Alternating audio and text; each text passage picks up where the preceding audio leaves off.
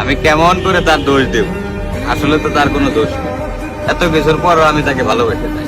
সে আমার এত অবহেলা করে, তারপরও আমি তারে ভালোবাসি।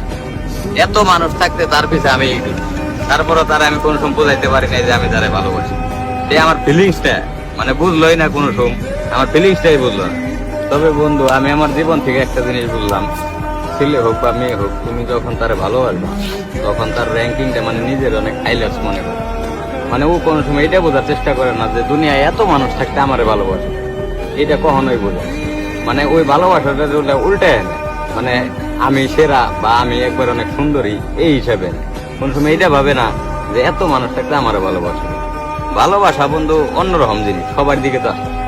তার দিকে তাকালেই মনে করো শান্তি, তার মুখটা দেখলেই শান্তি, কিন্তু এই ফিলিংসটা আমি কোনোদিন তারে বোঝাইতে পারি না। এত অবহেলা করছে মনে করো, তারপর আমি হের পিছিয়ে করি। তাহলে সব মিলে মনে করো যে দোস্ত, আমি হের দোষ দিই, দোষটা আমার। আমি নিজেই মনে করো আমি কষ্ট কিনতেছি।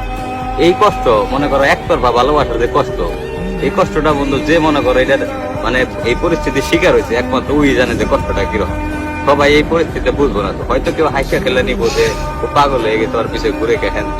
আসলে যে মনে করো এই ফিলিংসটা বুঝছে, যে কাউরে মন থেকে ভালোবাসছে, ওই বুঝে যে জিনিসটার যন্ত্রণা বা জ্বালাটা কত।